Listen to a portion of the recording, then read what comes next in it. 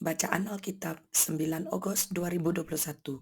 Rut pasal 2, Kisah Para Rasul pasal 27, Yeremia pasal 37, dan Mazmur pasal 10. Rut pasal 2. Naomi itu mempunyai seorang sanak dari pihak suaminya, seorang yang kaya raya dari kaum Elimelek, namanya Boas. Maka Rut perempuan Moab itu berkata kepada Naomi, "Biarkanlah aku pergi ke ladang memungut bulir-bulir jelai di belakang orang yang murah hati kepadaku." Dan sahut Naomi kepadanya, "Pergilah anakku."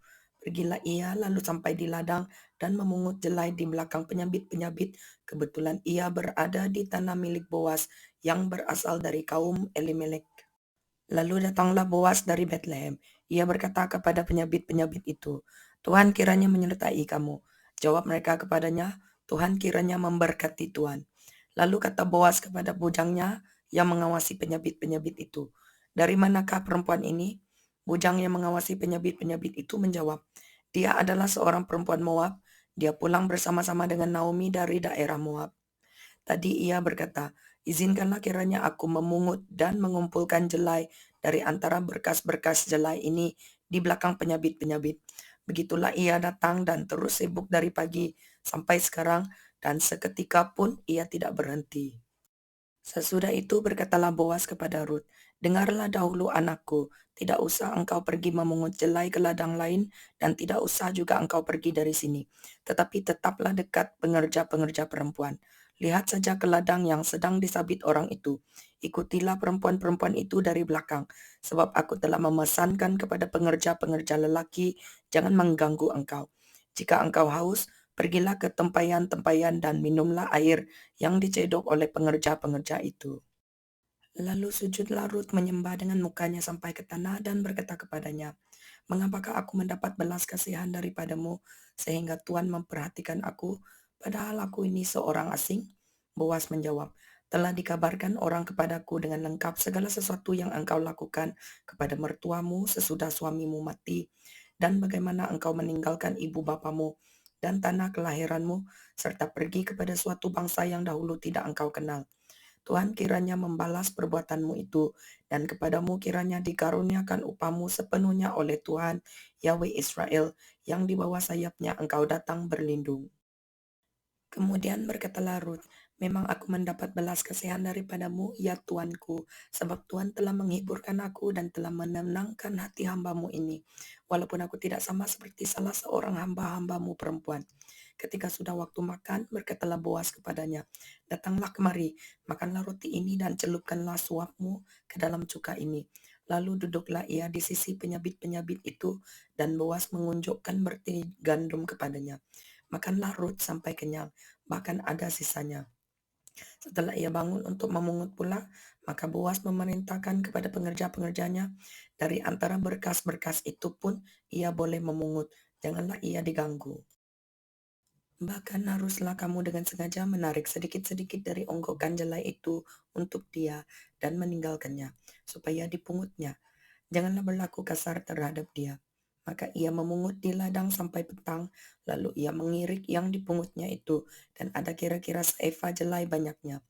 Diangkatnya lah itu, lalu masuklah ia ke kota. Ketika mertuanya melihat apa yang dipungutnya itu, dan ketika dikeluarkannya dan diberikannya kepada mertuanya sisa yang ada setelah kenyang itu, maka berkatalah mertuanya kepadanya, "Di mana engkau memungut dan di mana engkau bekerja hari ini?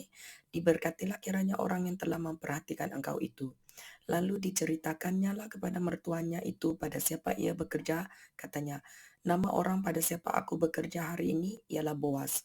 Sesudah itu berkatalah Naomi kepada menantunya, "Diberkatilah kiranya orang itu oleh Tuhan yang rela mengaruniakan kasih setianya kepada orang-orang yang hidup dan yang mati." Lagi kata Naomi kepadanya, "Orang itu kaum kerabat kita, dialah salah seorang yang wajib menebus kita."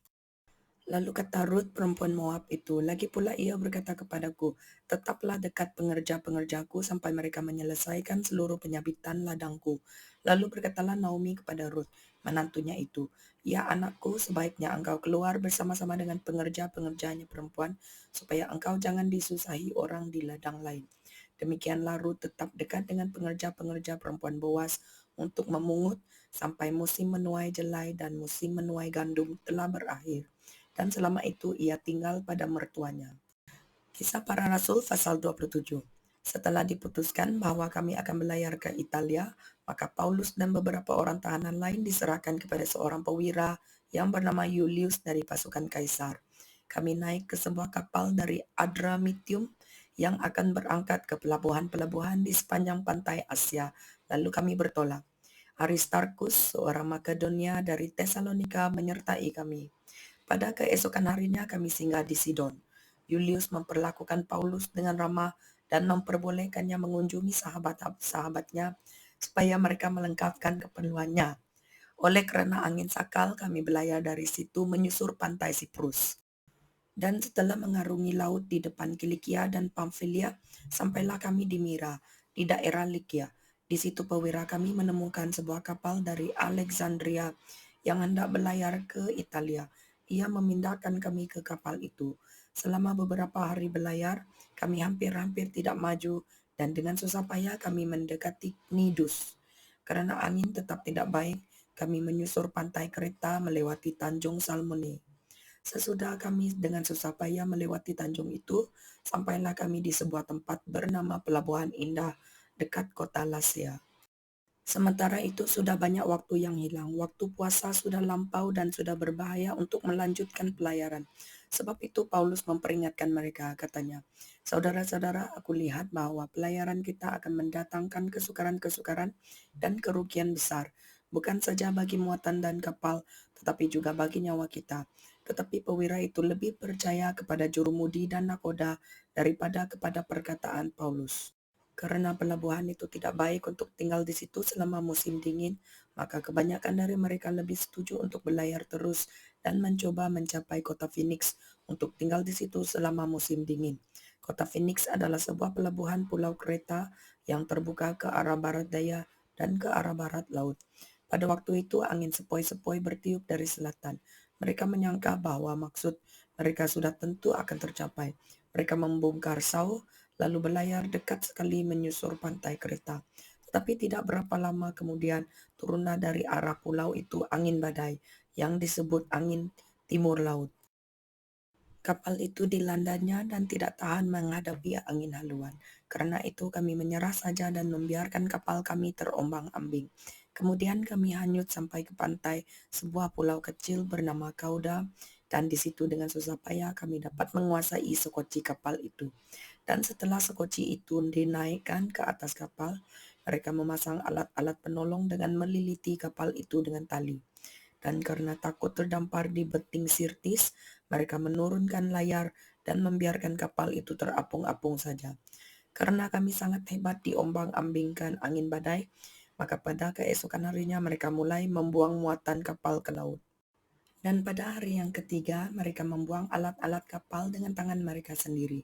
Setelah beberapa hari lamanya, baik matahari maupun bintang-bintang tidak kelihatan, dan angin badai yang dahsyat terus-menerus mengancam kami.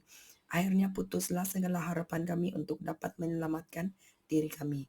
Dan karena mereka beberapa lamanya tidak makan, berdirilah Paulus di tengah-tengah mereka dan berkata, "Saudara-saudara, jika sekiranya nasihatku dituruti, supaya kita jangan berlayar dari Kreta, kita pasti terpelihara dari kesukaran dan kerugian ini. Tetapi sekarang juga dalam kesukaran ini aku menasihatkan kamu, supaya kamu tetap bertabah hati, sebab tidak seorang pun di antara kamu yang akan binasa, kecuali kapal ini. Karena tadi malam seorang malaikat dari Yahweh, yaitu dari Yahweh yang aku sembah sebagai miliknya, berdiri di sisiku. Dan ia berkata, 'Jangan takut, Paulus. Engkau harus menghadap Kaisar. Dan sesungguhnya oleh karunia Yahweh, maka semua orang yang ada bersama-sama dengan engkau di kapal ini akan selamat karena engkau. Sebab itu tambahkanlah hatimu, saudara-saudara, karena aku percaya kepada Yahweh bahwa semuanya pasti terjadi sama seperti yang dinyatakan kepadaku.' Namun kita harus mendamparkan kapal ini di salah satu pulau.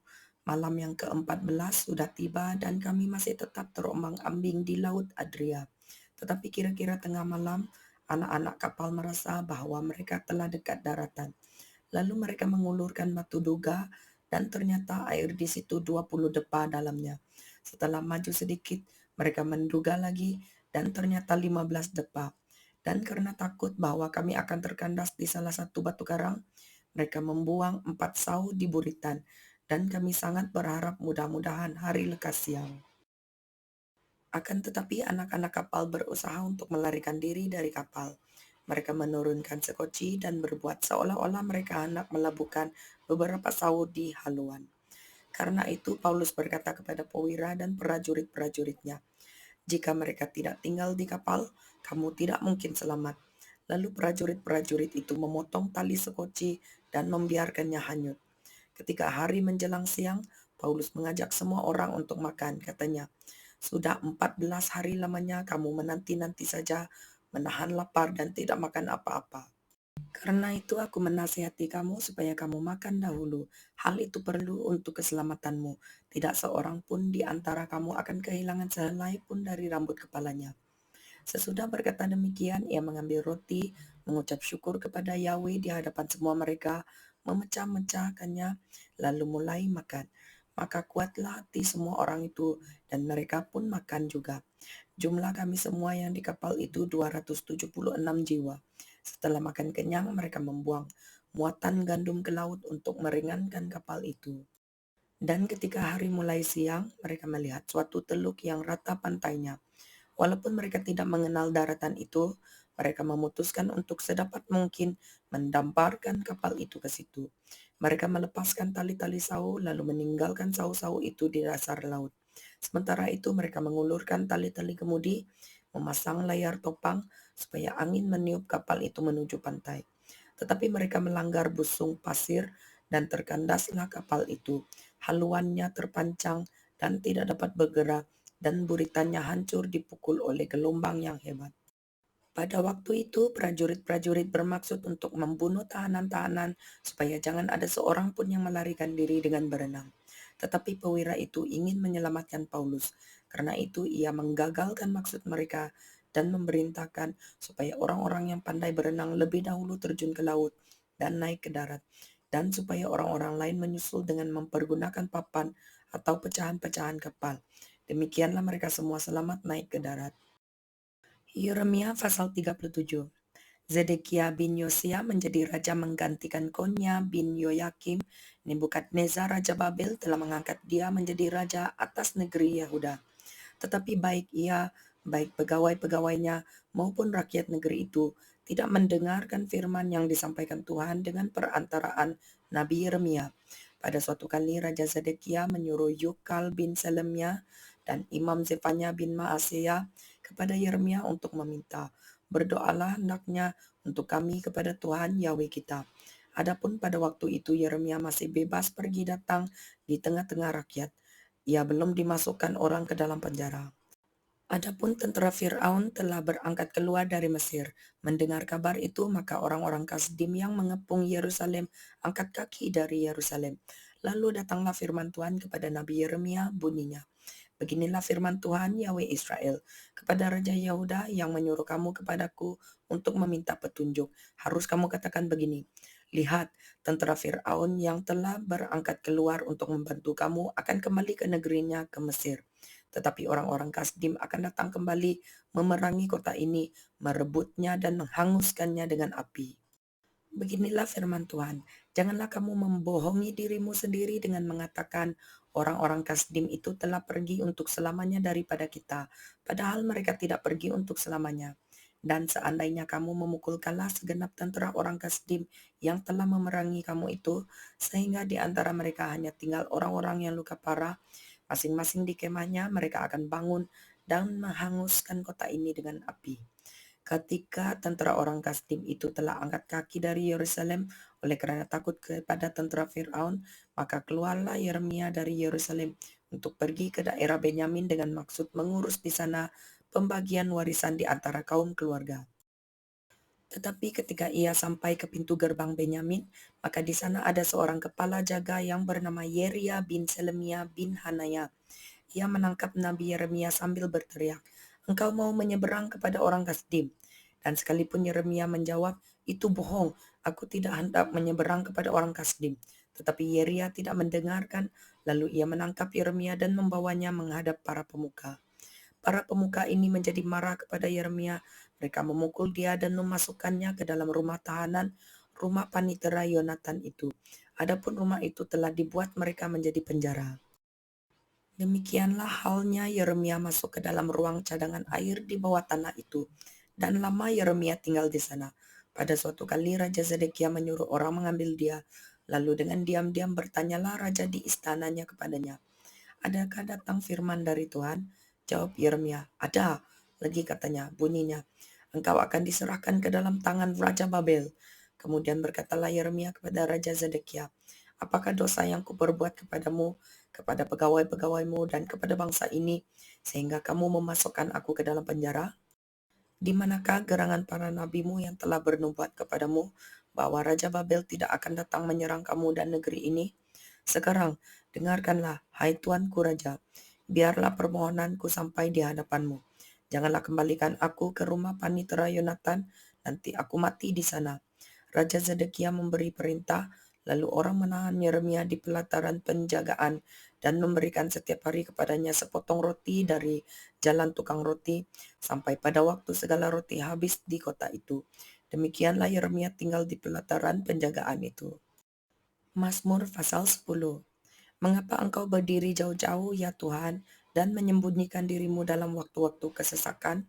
Karena congkak orang fasik giat memburu orang yang tertindas. Mereka terjebak dalam tipu daya yang mereka rancangkan.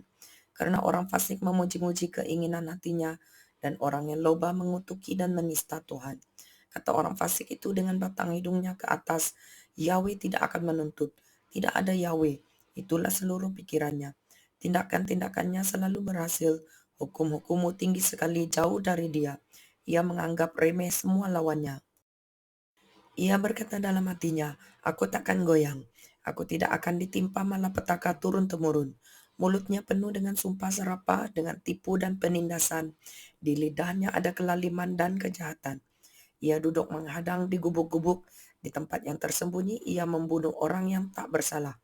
Matanya mengintip orang yang lemah. Ia mengendap di tempat yang tersembunyi seperti singa di dalam semak-semak. Ia mengendap untuk menangkap orang yang tertindas. Ia menangkap orang yang tertindas itu dengan menariknya ke dalam jaringnya. Ia membungkuk dan meniarap, lalu orang-orang lemah jatuh ke dalam cakarnya yang kuat. Ia berkata dalam hatinya, Yahweh melupakannya. Ia menyembunyikan wajahnya dan tidak akan melihatnya untuk seterusnya. Bangkitlah Tuhan, ya Yahweh, ulurkanlah tanganmu. Janganlah lupakan orang-orang yang tertindas. Mengapa orang fasik menista Yahweh sambil berkata dalam hatinya, engkau tidak menuntut? Engkau memang melihatnya, sebab engkaulah yang melihat kesusahan dan sakit hati, supaya engkau mengambilnya ke dalam tanganmu sendiri. Kepada mula orang lemah menyerahkan diri, untuk anak yatim engkau menjadi penolong. Patahkanlah lengan orang fasik dan orang jahat, tuntutlah kefasikannya, sampai engkau tidak menemuinya lagi. Tuhan adalah Raja untuk seterusnya dan selama-lamanya. Bangsa-bangsa lenyap dari tanahnya. Keinginan orang-orang yang tertindas telah kau dengarkan, ya Tuhan. Engkau menguatkan hati mereka, engkau memasang telingamu untuk memberi keadilan kepada anak yatim dan orang yang terinjak, supaya tidak ada lagi seorang manusia di bumi yang berani menakut-nakuti.